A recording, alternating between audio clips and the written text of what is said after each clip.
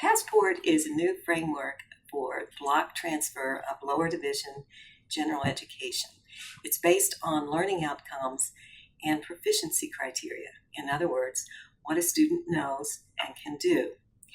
The way it works is that faculty at a participating Passport institution chooses the courses or other learning opportunities that map to the Passport, and those become part of their Passport block, so that students at that campus know which learning outcomes they will achieve, and they know which courses or other learning opportunities will help them achieve those learning outcomes. The faculty also chooses the assessments that they will use to measure the proficiency for the learning outcomes for their students. Once a student earns a Passport at their home institution and is accepted at another institution where they want to transfer, they know that they will not have to repeat any courses in the new institution's Passport block, because the Passport block at both institutions map to the Passport learning outcomes, and their learning will be recognized. The Passport was envisioned by the chief academic leaders in the WICHE region, and it was shaped by faculty, institutional researchers, and registrars from institutions in 5 states that were participating in the phase 1 portion of the project. Indeed, a transfer is really the biggest hurdle or one of the biggest hurdles to the completion agenda in the United States. And so it's imperative that we find better ways to streamline pathways to graduation. The Passport is being rolled out in phases, as I just mentioned earlier. In phase 1, there were 3 content areas. In phase 2, which we're just getting underway now, this October, and it will conclude in September 2016, we'll add 6 new content areas, and that will then conclude the work to create the Passport. It will represent at that point all lower division general education.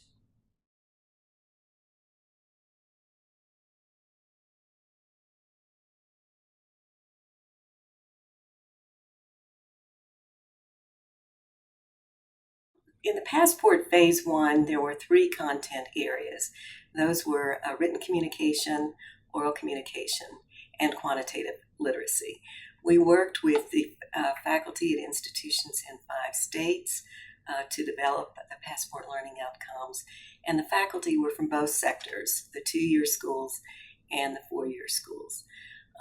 Each state sent representatives here to the Passport negotiation meeting. They brought with them an agreed upon set of learning outcomes, and over a few days here, the faculty in each content area worked to draft a common set of learning outcomes. They took that draft back to their individual states, continued to tweak that set, and with some conversation back and forth, we ultimately ended up with a Passport set of learning outcomes that all could agree that their learning outcomes mapped to.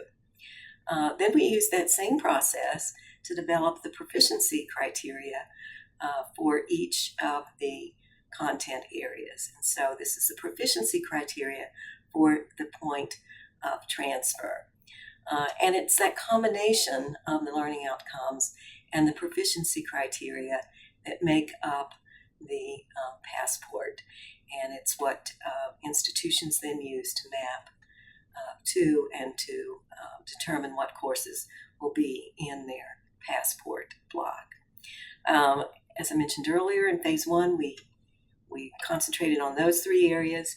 In phase 2, which we're kicking off this month here in October 2014, we'll work on 6 additional content areas.